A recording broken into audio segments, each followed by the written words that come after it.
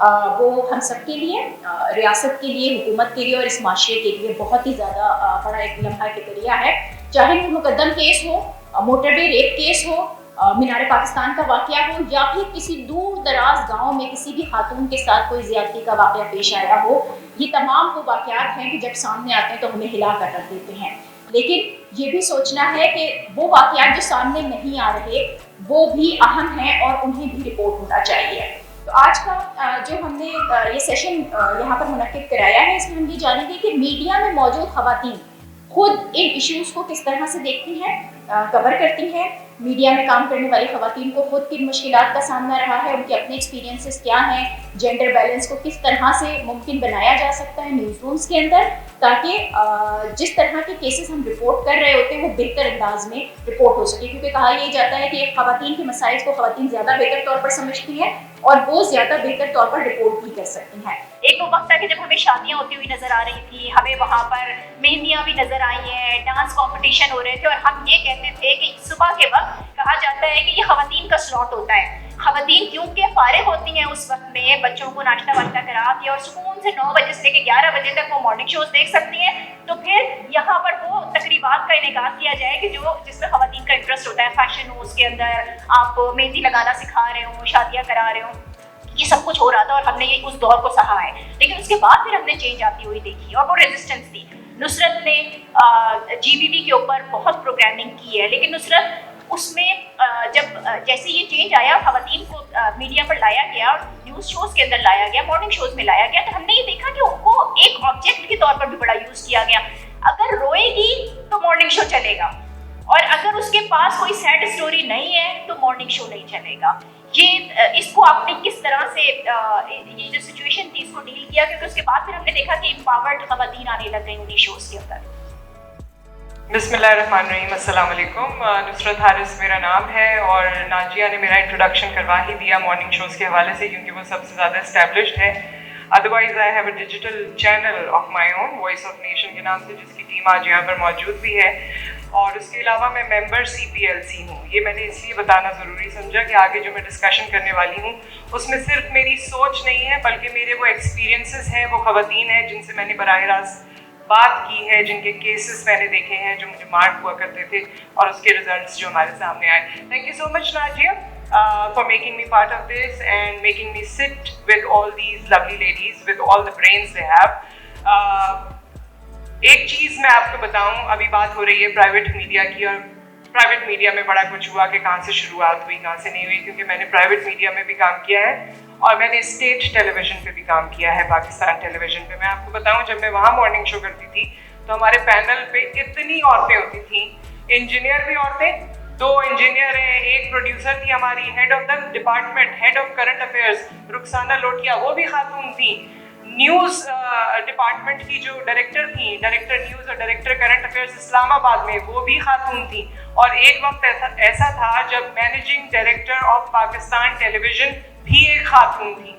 तो वो पता नहीं कौन सा पाकिस्तान था और वो कौन सा एरा था। ये मैं आपको अभी की बात बता रही हूँ। रुखसाना लोटिया कोई 2013 में रिटायर हुई होंगी आगे पीछे। उसके बाद हमारी प्रोड्यूसर जिनको हम आपा कहते थे वो रिटायर हुई। हाँ, प्राइवेट मीडिया की बहुत सारी चीज़ें यहाँ पर बताई गई, लेकिन ये मैं आपको उस दौर की बात बता रही हूँ जब लड़कियाँ पास आउट होती थी, मास्टर्स करती थी मीडिया साइंसेस या मैथ कम्युनिकेशन में, और उसके बाद वो आ जाया करती थी। जैसे कि आपने बहुत सी ड्रामा निगार उनके बारे में सुना, एक्ट्रेसेस के बारे में सुना, उनको कॉलेज से पिक किया जाता था। इसी तरह ये करंट अफेयर्स की, ये न्यूज़ की ख़वातीन, इनको भी कॉलेज यूनिवर्सिटी से पिक किया जाता था। बाकायदा एक प्रोसेस था और बड़ा टैका था उनका। हमें तो बड़ा मज़ा आता था, हम जाके वहाँ पे बैठते थे और चाहे करंट अफेयर्स आगे करना है, आगे बिजनेसमैन बैठे हैं सुबह सुबह में भी, क्योंकि मैंने शादियों वाले शोज़ किए नहीं, एंटरटेनमेंट चैनल्स के साथ मेरा उस तरह वास्ता नहीं रहा, न्यूज़ चैनल्स के साथ ही रहा। तो मैं जाके बैठती थी तो ऊपर 2 इंजीनियर, एक टेलीफोन पर है, एक हमारी आपा, हाँ नुसरत ड्रेस तो बड़ा अच्छा लग रहा है, किसका है, क्या कलर है, वही जो ख़वातीन की बातें होती है। उसके बाद हमने बिजनेस की बातें करनी है, करंट अफेयर्स की बातें करनी है। लेकिन मैं आपको बता रही हूँ कि वो माहौल ऐसा होता था कि मुझे कभी लगता ही नहीं था, मैं हैरान होती थी कि इतनी औरतें हर डिपार्टमेंट में। उसके बाद तब्दीली आई, ज़ाहिर है हम प्राइवेट मीडिया में आए और बहुत सी चीज़ें हमने देखी। एक और बड़ा डिफरेंस है, वसीम बदामी साहब को सब जानते हैं, बहुत उनका नाम है। उन्होंने 11 बजे की स्लॉट भी की है, उन्होंने क्रिकेट के शोज़ भी किए हैं, उन्होंने रमज़ान ट्रांसमिशन भी की है, उन्होंने ईद के शोज भी किए, उन्होंने सब किया है। लेकिन अगर एक खातून मॉर्निंग शो करती है तो उससे बोलते हैं आप करंट अफेयर्स कैसे करेंगी, जबकि आपकी जिंदगी गुजर गई न्यूज के शोज करने में और करंट अफेयर्स के शोज करने में, और आपने किए भी होते हैं, बट स्टिल दे आस्क आप कैसे करेंगी। ये वो हमारे यहाँ प्रॉब्लम्स हैं जो हमें सॉर्ट आउट करने की जरूरत है। यहाँ पर लड़के भी मौजूद हैं, लड़कियां भी मौजूद हैं। आज कुछ बातें मैंने आप लोगों से जरूर कहनी है, क्योंकि आप लोगों से ही आगे वो सोसाइटी बनती है जिसका यहाँ जिक्र हो रहा है। बहुत सी बातें यहाँ पर कही गई हैं। अच्छा, मैं आपको ये भी बताऊं, जो अभी आतिया साहिबा ने कहा कि जी पैर धरने की जगह नहीं होती, इन्होंने अपना एक किस्सा बताया। गवर्नर हाउस में एक गैदरिंग हुई जब सोमाली कज़ाकों से हम अपने लोगों को छुड़ा के लाए, ना सिर्फ अपने लोगों को छुड़ा के लाए, इंडियंस को भी छुड़ा के लाए, श्रीलंकन को भी छुड़ा के लाए, और वहाँ पर एक गैदरिंग हुई। उस गैदरिंग में जब गवर्नर साहब बाहर आए, बहुत सारा मीडिया उनके इर्द जमा हो गया और उनके करीब जाने की जगह नहीं थी। हमारी वही आपा हमारे साथ थी और मुझसे कहा उन्होंने, नुसरत जाओ आगे जाओ। मैंने कहा आपा इतना रश है, इतने आदमी, कोई नहीं चलो आगे चलते हैं। मतलब मैं आपको ये उनकी प्रोफेशनलिज्म बता रही हूँ कि उस वक्त उन्होंने मुझसे कहा कोई मर्द औरत नहीं है, हमने अपनी जगह बनाई, तरीके से बनाई, लेकिन एवरीथिंग इज पॉसिबल। मैंने वो फेस या वो हिस्सा भी देखा है जहां औरत को इतनी लिबर्टी है। और हाँ, ऑफिस पॉलिटिक्स शायद वहां भी होती थी, ऑफिस पॉलिटिक्स दूसरी जगहों पर भी होती है।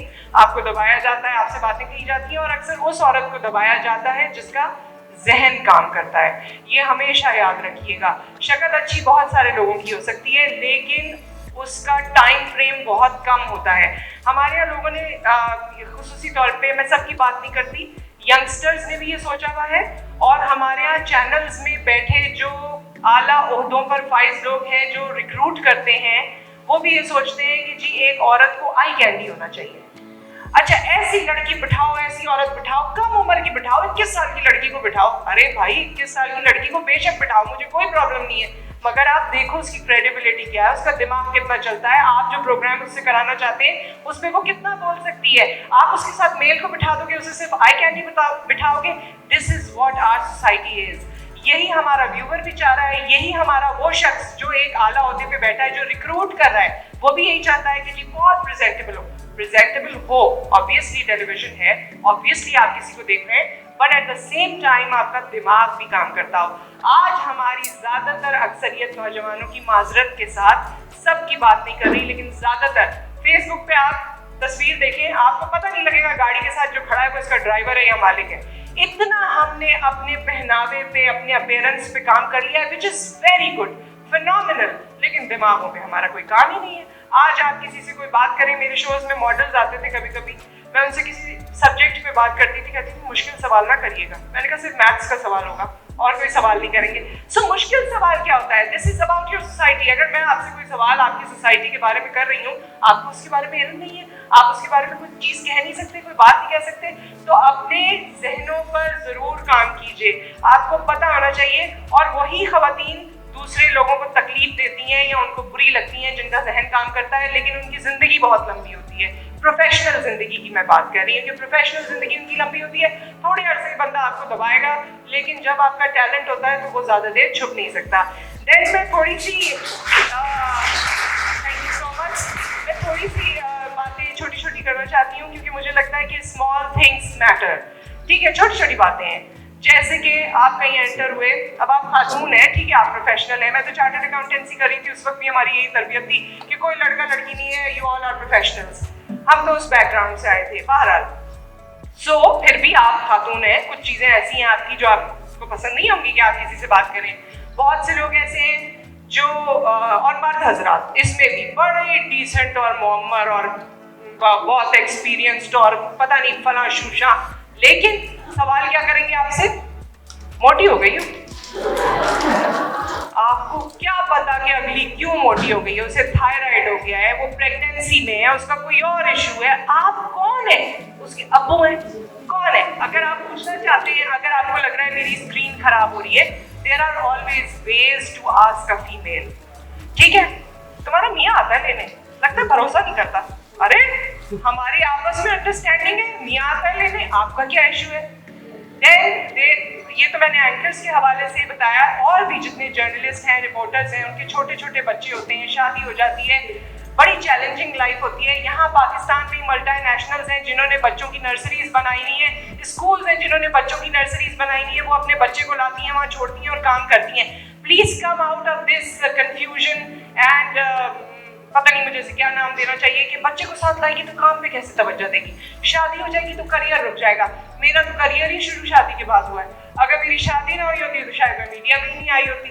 सो I mean come out of this fallacy कि शादी हो जाएगी, बच्चे हो जाएंगे, ये तो रुक जाएगी। इसका आप उसको कंफर्ट दें। एक औरत में इतनी सलाहियत होती है कि आप उसे कंफर्ट दें। हमें कंफर्ट अपने घरों से भी मिला, बाप की सूरत में, भाई की सूरत में, शौहर की सूरत में, और अपने कॉलीग्स से भी मिला। मैं उन तमाम कॉलीग्स को भी सराहना चाहती हूँ, मेल कॉलीग्स को, जिन्होंने हमें मौका दिया, जिन्होंने हमसे बात की, जिन्होंने जो हमारे कभी जूनियर्स थे, कभी हमारे सीनियर्स थे, कभी हमारे साथ के थे, but they appraised us in so many ways. तो ये कुछ चीज़ें हैं। फिर छोटे छोटे वाक़यात मैं ऐसे ज़रूर कोट करना चाहूँगी कि एक सीनियर पोजीशन पे एक शख्स रहे। वैसे तो ज़्यादातर किसी की बोलने की पता नहीं वक्त के साथ हिम्मत नहीं हुई, लेकिन थोड़ा बहुत जो किसी ने बोला वो मैं ज़रूर बताना चाहती हूँ। एक दफ़ा उन्होंने मुझे बुलाया और काफ़ी सारी बातें की, हाँ ये वो फलाना ढिमाका। फिर मुझसे पूछा तुम्हारी सैलरी, तुम्हारे हस्बैंड की सैलरी तुमसे कम है ज़्यादा है? अच्छा, मुझे बड़ी हैरत हुई क्योंकि लोगों को आप में बड़ा इंटरेस्ट होता है और आपके ऑफिस के लोगों को बड़ा इंटरेस्ट होता है, और वो लोग जो आपके मर्द दोस्त हैं या कॉलीग्स हैं उनको बड़ा इंटरेस्ट होता है।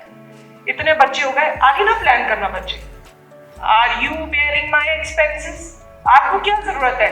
मैं तुम्हें मशवरा दे रहा हूँ क्योंकि आप मेरे सबसे करीबी दोस्त हैं या रिश्तेदार हैं या अबू हैं या भाई हैं या कुछ हैं। सो यू नो, ये मैं लड़कों को भी यहाँ पे बता रही हूँ कि always maintain the grace in your self, always maintain that attitude in your self, क्योंकि इसमें आपकी इज्जत है। इसमें उस लड़की की इज्जत या बेइज्जती नहीं हो रही, इसमें आपकी इज्जत है जो ऊपर जा रही है या नीचे आ रही है। वो सारी जिंदगी आपको रिस्पेक्ट करेगी या कभी भी आपका चेहरा नहीं देखना चाहेगी।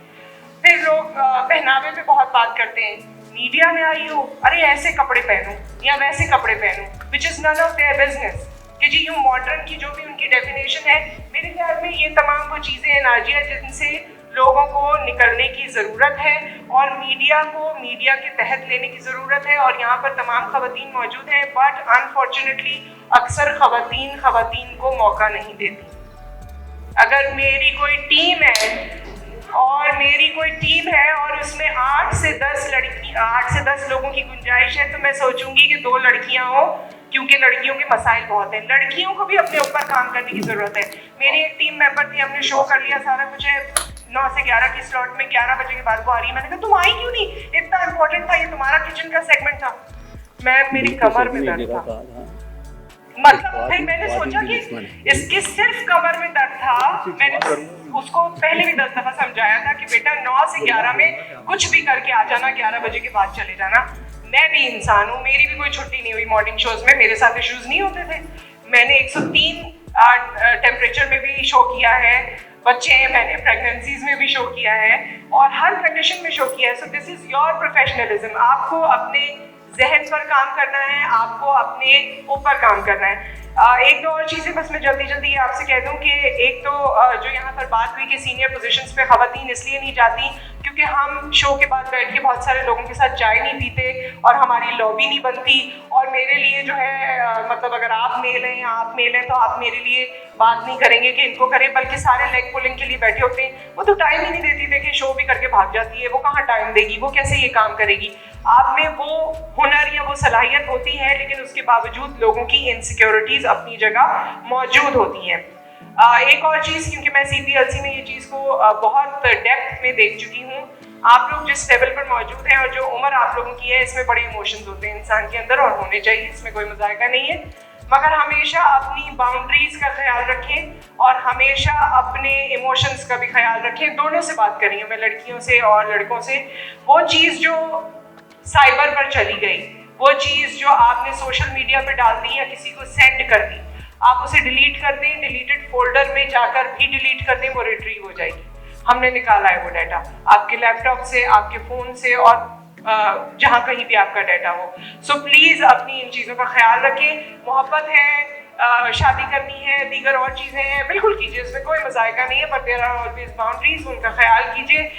लोगों से ये गलतियाँ होती हैं और फिर इसका खमियाजा बहुत संगीन होता है और बड़ी बुरी तरह से आपको ये चीज़ें बेयर करनी पड़ती हैं। सो अपने आप को रिस्पेक्ट देना सीखिए। और एक और चीज़ कि हमारे मुआशरे में जो भी कुछ हो रहा है इस वक्त, जितने भी केसेस हो रहे हैं जेंडर बेस्ड वायलेंस में, मैंने तो मर्दों पर भी वायलेंस होती भी देखी है, क्योंकि खवातीन जो है उनकी दोस्ती हो जाती है किसी आला अफसर से।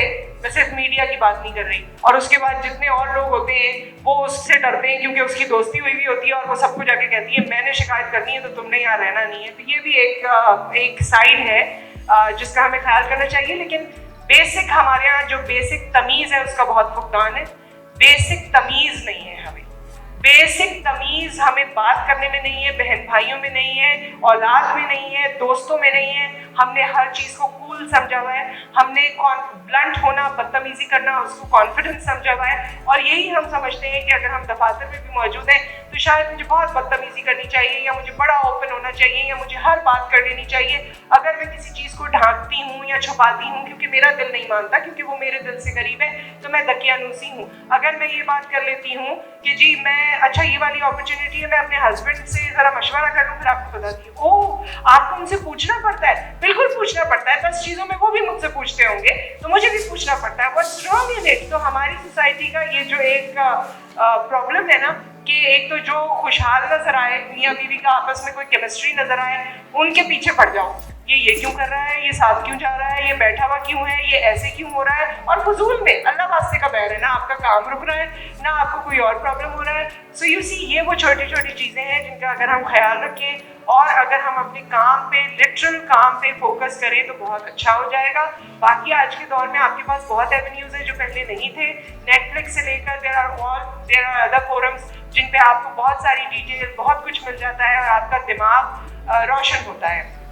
सो उस पर ज़रूर काम करें। और ये जितनी बातें मैंने की हैं ये मीडिया से रिलेट करके ज़रूर कही हैं, लेकिन ये माजरत के साथ तालीमी इदारों से लेकर, टेलीकम्युनिकेशन के दफातर से लेकर, बैंक से लेकर, और हर फील्ड में यही माहौल है, क्योंकि मीडिया से वही माहौल झलक रहा होता है जो सोसाइटी का माहौल होता है। सो प्लीज़ उसको थोड़ा सा आप लोग देखिए। और एक लास्ट बात मुझे ये कहनी है कि अगर किसी मीडिया पर्सन की, किसी खातून की कोई करते हैं तो उसे टैग ना कर दें। एक्चुअली उसमें आप उससे मैंने तो इस सोशल रवैये को जितना पढ़ा है, मुझे सिर्फ इतना पता चला है कि शायद आप उसकी तरक्की को देख देख के और उसको देख देख के इतने मुतासिर हो जाते हैं नेगेटिवली कि आपको अच्छा लगता है कि सही हुआ इसके साथ, ये हुआ, अच्छा हुआ इसके साथ, ऐसा हुआ। सो यू सी वो भी एक इंसान है, वो भी बहुत सी चीज़ें अपनी ज़िंदगी में करने की कोशिश करती है। एक फीमेल उसी तरह बीवी बनना चाहती है जैसे कोई भी फीमेल बनना चाहेगी, वो उसी तरह माँ का किरदार निभाना चाहती है, वो उसी तरह प्रोफेशनल होना चाहती है जैसे कोई भी होगा।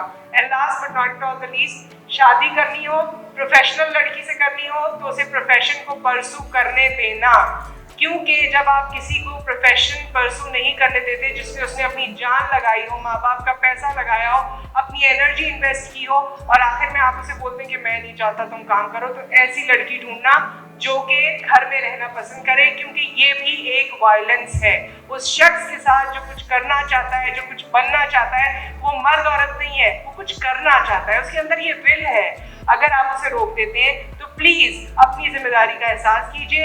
ऐसी लड़कियां जो काम करना चाहती हैं या तो उन्हें एक्सेप्ट करें या फिर उनको रोकें मत। ये मेरी आपसे गुजारिश है। Thank you so much.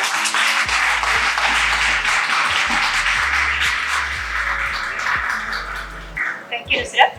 मेरा एक क्वेश्चन था कि हम जैसी लड़कियां, स्टूडेंट्स, जैसे हम अगर सुपर यूनिवर्सिटी के लिए आ रही हैं तो हमें बहुत से ऐसे फेस करने पड़ते हैं, ऐसे हरासमेंट्स और सिचुएशंस।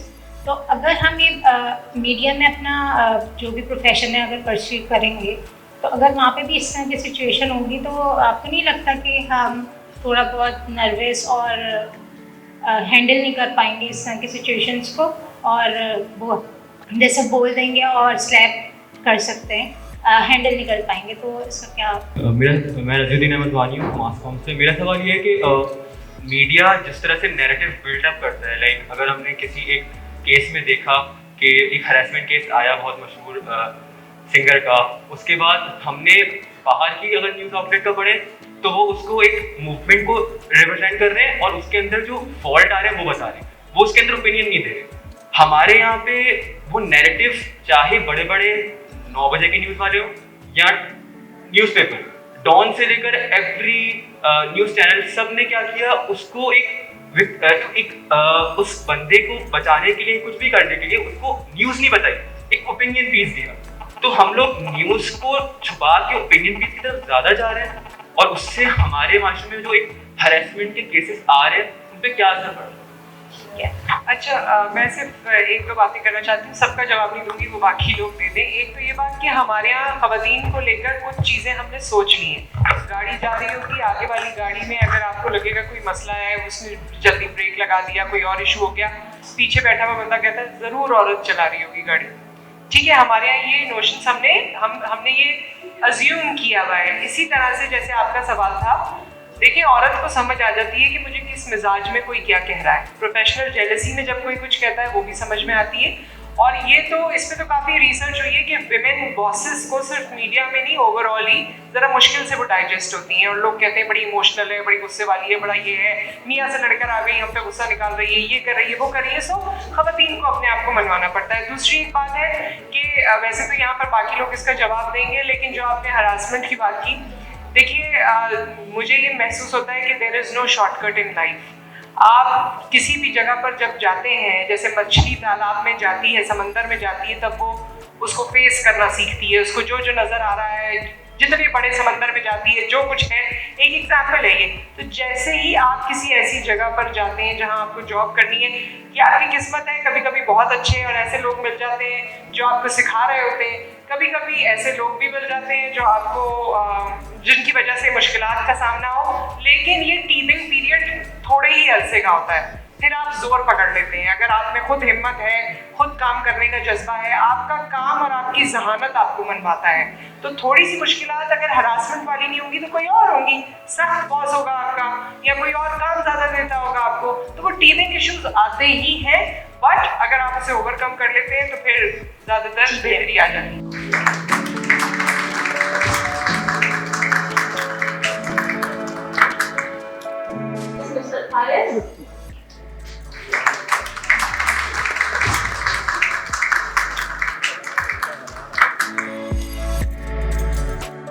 वॉइस ऑफ नेशन की वीडियोस देखने के लिए हमारा चैनल सब्सक्राइब कीजिए और बेल के आइकॉन पर क्लिक कीजिए ताकि आप हमारी तमाम आने वाली वीडियो से बाखबर रह सकें।